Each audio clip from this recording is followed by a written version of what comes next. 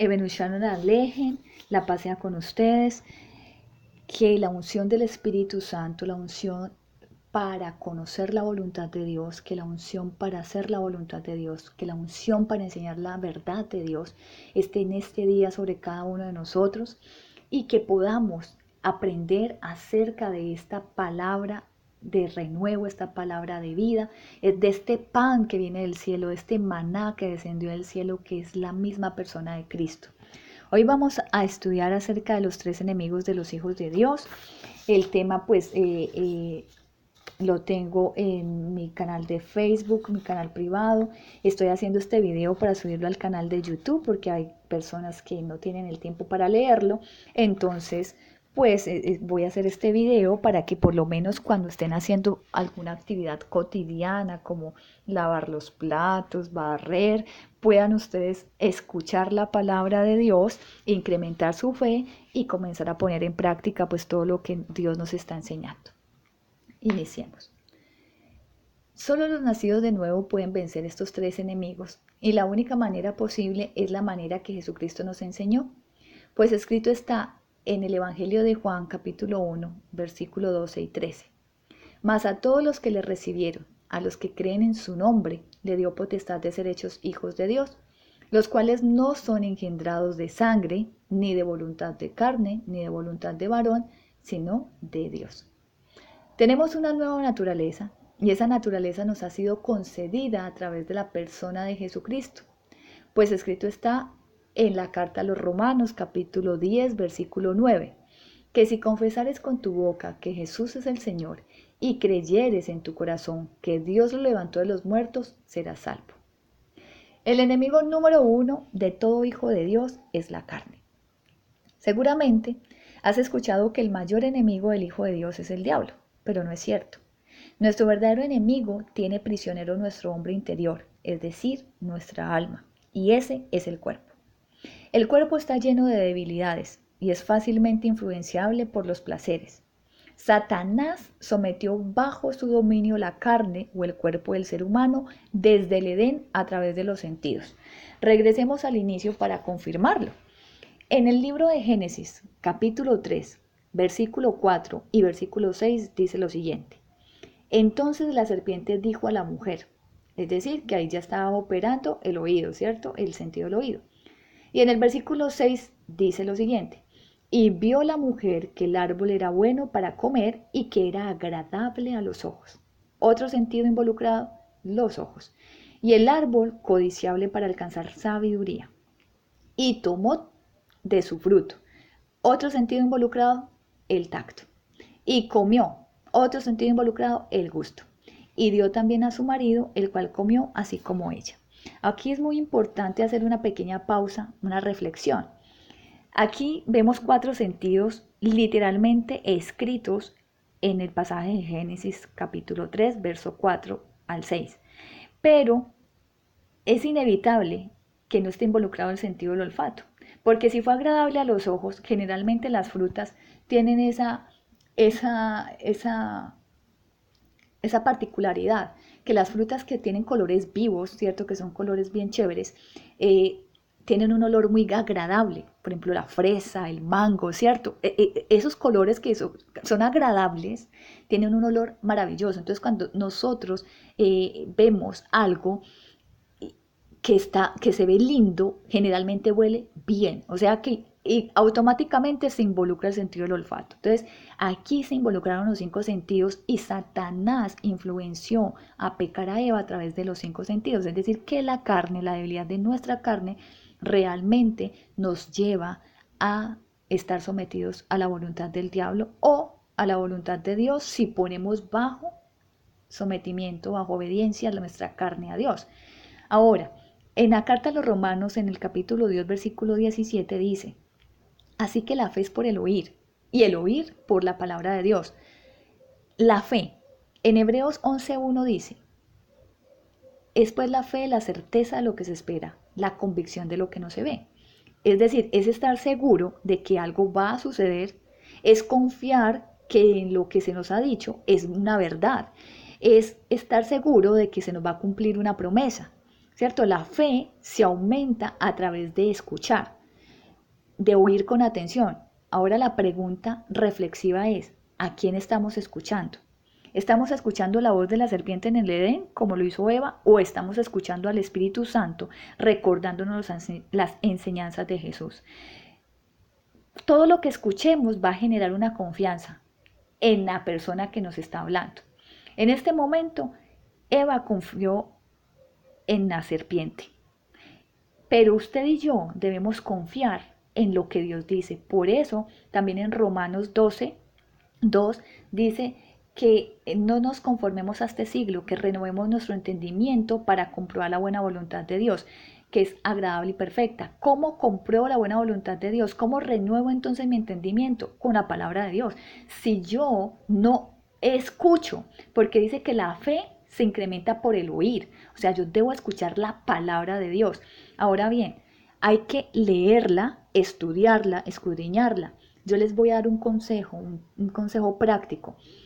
¿Qué hago yo para estar escuchando constantemente la palabra de Dios? Lo que estoy haciendo en este momento, grabo los estudios que hago. Primero, yo leo la palabra, hago un estudio de esa palabra que leí y luego la grabo. ¿Para qué? Para escucharla. ¿Escucharla cuándo? Cuando esté lavando los platos, cuando me esté cepillando los dientes, antes de irme a acostar, o cuando estoy almorzando, cuando almuerzo y no estoy sola, escucho. O sea, uso cualquier actividad cotidiana para escuchar la palabra, por eso la grabo y la grabo con mi voz y hago la reflexión, pero porque estoy escuchando continuamente la palabra de Dios, sus versículos bíblicos, la reflexión del estudio, y eso va a incrementar mi fe y me va a dar más seguridad. Entonces, si queremos tener fe, tener más confianza en Dios, hay que oír la palabra, y la palabra no se oye única y exclusivamente en el culto, en la reunión o en la congregación. La palabra de Dios hay que escucharla 24/7. O sea, cualquier oportunidad que tengamos, hay que escuchar la palabra de Dios. Y como no vamos a estar todos los días en el distrito o en el ministerio donde asistamos, pues entonces les aconsejo este método, de verdad que a mí me ha funcionado de maravilla. Eso ha ayudado a que mi fe se mantenga firme en el Señor. Continuemos entonces. Los sentidos dominan la carne y la convierten en esclava del diablo. Es un tiquete seguro al infierno, y un ejemplo claro es el rico y Lázaro. En el Evangelio de Lucas, capítulo 16, versículo del 19 en adelante, Jesucristo mismo enseña acerca del infierno. Así que Cristo habla de un rico y dice que había un rico, un hombre rico, que se vestía de púrpura y de lino fino y hacía cada día banquete con esplendidez.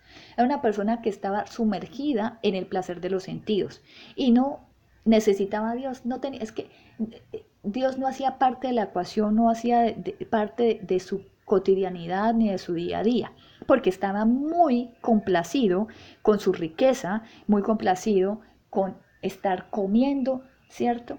Con el espíritu de gula, alimentando ese espíritu. Entonces, cuando la riqueza y la comodidad nos invade, que es la que el mundo nos ofrece, que es lo que nosotros estamos buscando todo el tiempo, trabajando para tener una mejor calidad de vida, pero no dedicamos tiempo a Dios, trabajamos casi que las 24 horas y mantenemos cansados, no tenemos tiempo ni para alimentarnos porque hay que trabajar y no hay tiempo ni para buscar a Dios porque todo es el trabajo, todas otras actividades, y Dios siempre es lo último. Eso que nos roba el tiempo para conocer y obedecer a Dios nos va a llevar al infierno, y eso es real. Léanse ese capítulo 16 de Lucas, del versículo 19 en adelante, para que se den cuenta que el mismo Jesucristo reveló que el infierno es real, y se van a sorprender porque en el infierno los sentidos siguen operando, se sigue en total habilidad, se escucha, se ve, se habla, se siente. Entonces hay que tener muchísimo cuidado. La debilidad de la carne es como un mensaje de alerta para que Satanás se presente a seducirnos para que caigamos en el pecado. No es que él nos obligue, sino que nos convence nos convence. Y cuando nosotros entablamos una conversación con el enemigo, si no estamos seguros de estar fortalecidos por el hombre espiritual, podemos perder, como lo pasó a Eva en el Edén. Ella no estaba en comunión con Dios, así que la respuesta que ella le dio al enemigo no fue conforme a la palabra de Dios, no fue textual. Si nosotros vemos lo que sucedió con el Señor Jesucristo cuando fue llevado al desierto para ser tentado después de haber sido bautizado, nos vamos a dar cuenta que Cristo todo el tiempo le respondió literalmente lo que Dios había dicho. Mientras Eva simplemente le dio su opinión personal, no es que él dijo y que el del medio, o sea, nada concreto. Cuando nosotros tenemos ese tipo de conversación para resistir al enemigo y no estamos fortalecidos del Espíritu, por el Espíritu Santo y por la palabra, perdemos. Entonces, ¿cuál es el método de Jesucristo para vencer y someter la carne a la voluntad de Dios? Es muy simple. En Mateo 26, del 36 al 44, y en el Evangelio de Lucas, capítulo 22, versículo 39 al 46, se habla de un evento especial y es la oración de Cristo en el Getsemaní antes de ser tomado preso para crucificarlo. En esa oración, Cristo se sentía demasiado triste. Dice que la carne puso triste al Señor Jesús. Y en el verso 38, Él tomó un método bastante interesante que fue velar en oración al Padre, pero no lo hizo solo. Le dijo a Pedro, a Juan y a Santiago que lo acompañaran, ¿cierto? Juan y Santiago eran los hijos de Zebedeo, pero estos en el verso 40 y 41 se dieron ante la carne y lo dejaron solo, es decir, se durmieron y no pudieron velar y orar ni siquiera una hora con él. Aquí hay algo muy interesante, mire. Jesucristo se sintió muy triste, no estamos diciendo que la carne no nos, o sea, que nos sintamos cansancio, que nos sintamos angustia, no, porque es que estamos prisioneros, nuestra alma, nuestro verdadero yo está prisionero en este cuerpo, o sea, por favor, estamos en el mundo y no podemos estar enajenados, no podemos estar en una burbuja. Se siente, nosotros estamos sintiendo todo el tiempo, pero ¿qué hay que hacer? Lo que Jesucristo hizo. ¿Y qué hizo Jesucristo? Jesucristo hizo algo importante y fue orar. Y la oración de Cristo fue para que Dios lo fortaleciera, no para no ir a la cruz. O sea, la carne que le estaba diciendo, ay no, ¿por qué ir a morir? ¿Cierto? Pero ¿qué le estaba diciendo Jesús a Dios a través de la oración? Padre, si quieres, si es tu voluntad, que yo no vaya a la cruz, pasa de mí esta copa, pero si no, que se haga tu voluntad, no la mía. O sea, es tu voluntad primero, lo que tú digas que haya que hacer. Cuando nosotros nos sentimos tristes, angustiados, alguien nos lastima, hay que ir delante de Dios y decir, Señor, sé que en la Biblia dice que yo debo perdonar. Siento dolor, me siento triste, pero ayúdame a perdonar. Dame el poder de tu espíritu para hacer tu voluntad. Y tu voluntad es que yo perdone, tu voluntad es que yo no viva en amargura, tu voluntad no es que yo odie, tu voluntad no es que yo critique, tu voluntad no es que yo me sienta triste. Tú me diste el fruto del Espíritu Santo y uno de los frutos del Espíritu Santo es el gozo. O sea, hay que orar con la palabra, hay que orar con lo que Dios nos ha enseñado. Esa es la palabra de poder que nos da el Espíritu Santo. Entonces la clave de Jesucristo es orar. Y cuando estamos en suma angustia, en un problema difícil, ¿cierto? Porque es que de verdad cuando estamos angustiados, el estrés, todas esas cosas nos afectan físicamente. Hay que pedir ayuda, o sea, hay que pedir respaldo en oración. Jesucristo se llevó a 3 de sus discípulos de confianza, pero resulta que aún ellos le fallaron. O sea, aún ellos no pudieron acompañarlo en oración ni siquiera una hora. Entonces, ¿qué hay que hacer? Usted y yo tenemos aquí al Espíritu Santo. La persona del Espíritu Santo está aquí para ayudarnos, está aquí para darnos la fortaleza para orar con poder. Así que Dios en el capítulo 22 del Evangelio de Lucas, versículo 42 y 43 dice que envió un ángel para que animara y acompañara a Jesús en esa oración.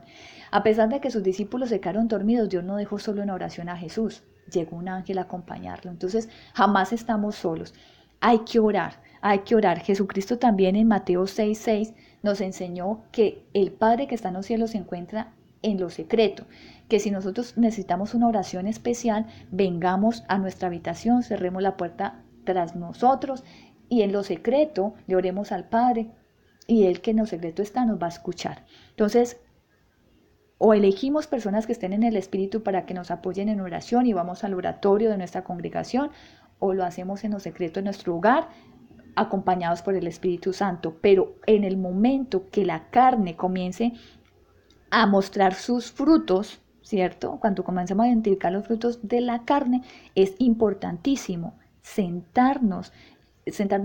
salir irnos a lo secreto y orar para poder someter la carne a la voluntad de Dios.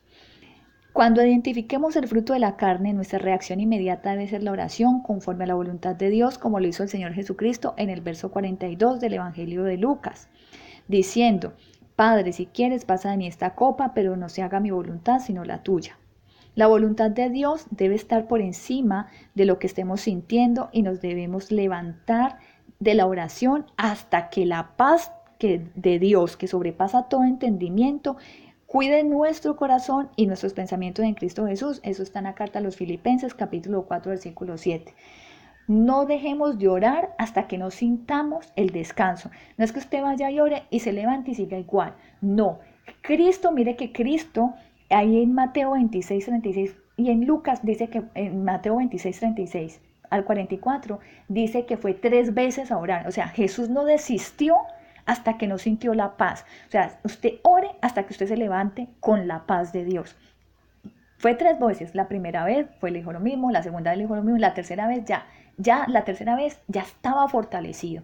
Así que hasta que usted y yo no nos sintamos fortalecidos, no debemos dejar la oración acerca de ese tema. Muy bien. En la carta a los Gálatas, el capítulo 5, en el versículo 17 al 21, dice: porque el deseo de la carne es contra el espíritu y el del espíritu es contra la carne, y estos se oponen entre sí, para que no hagáis lo que quisieres, pero si sois guiados por el espíritu, no estáis bajo la ley. Manifiestas son las obras de la carne, que son adulterio, fornicación, inmundicia, laxivia, idolatría, hechicería, enemistades, pleitos, celos, iras, contienda, disensiones, herejías, envidias, homicidios, borracheras, orgías, cosas semejantes a esta, acerca de las cuales os amonesto, como ya os he dicho antes, que los que practican tales cosas no heredarán el reino de los cielos. Otros deseos de la carne son la pereza, la comodidad, el exceso de trabajo, el exceso de actividad y cosas que nos roban el tiempo para dedicarnos a la oración, al ayuno y al estudio de la palabra. También son deseos de la carne que nos apartan de que el Espíritu Santo tome control de nuestras vidas y nos ayude a hacer la voluntad de Dios. En esta primera parte de estos 3 enemigos del Hijo de Dios, estamos hablando de la carne. Y quiero cerrar este video con esto. Cuando identifiquemos cualquier obra de la carne, es importante que nos apartemos y nos pongamos de rodillas delante de Dios y reprendamos, echemos fuera y declaremos la verdad de Dios en nuestras vidas, contrario a esa situación. Recuerde que nosotros, dice, los hijos de Dios somos guiados por el Espíritu Santo. Entonces el Espíritu Santo también tiene su propio fruto. Entonces el fruto del Espíritu tiene que ser una realidad en nuestras vidas. Así que cuando las obras de la carne se comiencen a manifestar, necesitamos contraatacar con la oración y la palabra de Dios y pedir la presencia del Espíritu Santo para que tengamos una unción de poder en la oración y podamos levantarnos restaurados, con paz, así como está escrito en la carta a los Filipenses capítulo 4 versículo 7, que la paz de Dios, que sobrepasa todo entendimiento, cuida nuestro corazón, es decir, nuestras emociones, nuestros sentimientos y pensamientos en Cristo Jesús, es decir, que la palabra de Dios sea la que esté abundando en nuestra mente, que la mente de Cristo, los pensamientos de Cristo fluyan. Es muy importante tener en cuenta esto, amados y amadas, para que podamos vencer este enemigo tan grande, porque si nosotros sometemos la carne delante de Dios, tengan la plena certeza que los próximos enemigos que vamos a estudiar en los 2 videos siguientes no tienen nada de poder sobre nosotros. Pero al que hay que vencer, al que hay que darle duro, es a la carne. Así que en el nombre de Jesús, como dijo el Señor en Isaías, que su palabra no regresa al vacía, que hace lo que Él quiere y es prosperada en lo que Él la envía. Yo espero en el nombre de Jesús que esta palabra sea prosperada en lo que Él la ha enviado a tu vida, a mi vida y a la vida de cada uno de nosotros. Les amo profundamente en Jesús y nos escuchamos en el segundo video donde vamos a seguir estudiando los 3 enemigos del Hijo de Dios, el próximo enemigo a estudiar es el mundo.